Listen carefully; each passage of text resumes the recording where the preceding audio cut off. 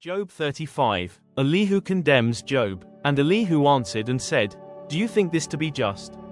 Do you say, It is my right before God, that you ask, What advantage have I? How am I better off than if I had sinned? I will answer you and your friends with you. Look at the heavens, and see, and behold the clouds, which are higher than you. If you have sinned, what do you accomplish against him? And if your transgressions are multiplied, what do you do to him? If you are righteous, what do you give to him? Or what does he receive from your hand? Your wickedness concerns a man like yourself, and your righteousness a son of man. Because of the multitude of oppressions people cry out, they call for help because of the arm of the mighty. But none says, Where is God my Maker, who gives songs in the night, who teaches us more than the beasts of the earth and makes us wiser than the birds of the heavens? There they cry out, but he does not answer, because of the pride of evil men. Surely God does not hear an empty cry, nor does the Almighty regard it. How much less when you say that you do not see him, that the case is before him, and you are waiting for him. And now, because his anger does not punish, and he does not take much note of transgression, Job opens his mouth in empty talk. He multiplies words without knowledge. Job 36. Elihu extols God's greatness. And Elihu continued, and said, Bear with me a little, and I will show you, for I have yet something to say on God's behalf.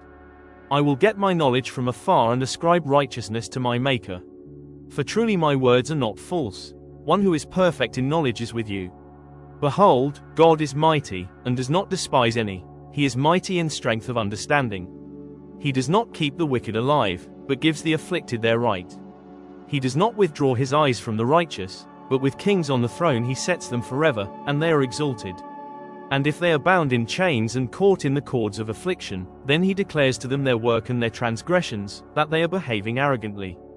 He opens their ears to instruction and commands that they return from iniquity.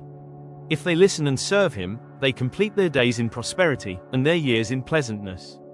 But if they do not listen, they perish by the sword and die without knowledge. The godless in heart cherish anger, they do not cry for help when he binds them. They die in youth, and their life ends among the cult prostitutes. He delivers the afflicted by their affliction and opens their ear by adversity. He also allured you out of distress into a broad place where there was no cramping, and what was set on your table was full of fatness. But you are full of the judgment on the wicked, judgment and justice seize you. Beware lest wrath entice you into scoffing, and let not the greatness of the ransom turn you aside. Will your cry for help avail to keep you from distress, or all the force of your strength? Do not long for the night, when peoples vanish in their place.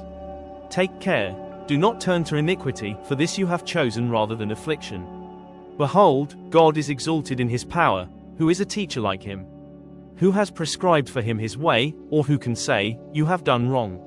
Remember to extol his work, of which men have sung. All mankind has looked on it, man beholds it from afar. Behold, God is great, and we know him not, the number of his years is unsearchable. For he draws up the drops of water, they distill his mist in rain, which the skies pour down and drop on mankind abundantly. Can anyone understand the spreading of the clouds, the thunderings of his pavilion? Behold, he scatters his lightning about him and covers the roots of the sea. For by these he judges peoples, he gives food in abundance. He covers his hands with the lightning and commands it to strike the mark. Its crashing declares his presence, the cattle also declare that he rises.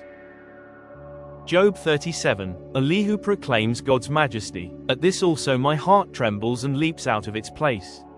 Keep listening to the thunder of his voice and the rumbling that comes from his mouth. Under the whole heaven he lets it go, and his lightning to the corners of the earth.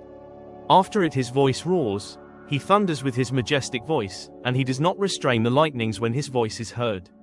God thunders wondrously with his voice, he does great things that we cannot comprehend. For to the snow he says, Fall on the earth, likewise to the downpour, his mighty downpour. He seals up the hand of every man, that all men whom he made may know it. Then the beasts go into their lairs, and remain in their dens. From its chamber comes the whirlwind, and cold from the scattering winds.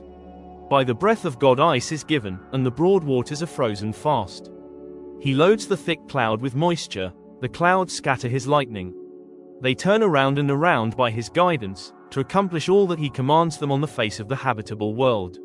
Whether for correction or for his land or for love, he causes it to happen. Hear this, O Job, Stop and consider the wondrous works of God. Do you know how God lays his command upon them and causes the lightning of his cloud to shine? Do you know the balancings of the clouds, the wondrous works of him who is perfect in knowledge, you whose garments are hot when the earth is still because of the south wind? Can you, like him, spread out the skies, hard as a cast metal mirror? Teach us what we shall say to him. We cannot draw up our case because of darkness. Shall it be told him that I would speak? Did a man ever wish that he would be swallowed up? And now no one looks on the light when it is bright in the skies, when the wind has passed and cleared them. Out of the north comes golden splendor. God is clothed with awesome majesty. The Almighty, we cannot find him. He is great in power, justice and abundant righteousness he will not violate. Therefore men fear him. He does not regard any who are wise in their own conceit.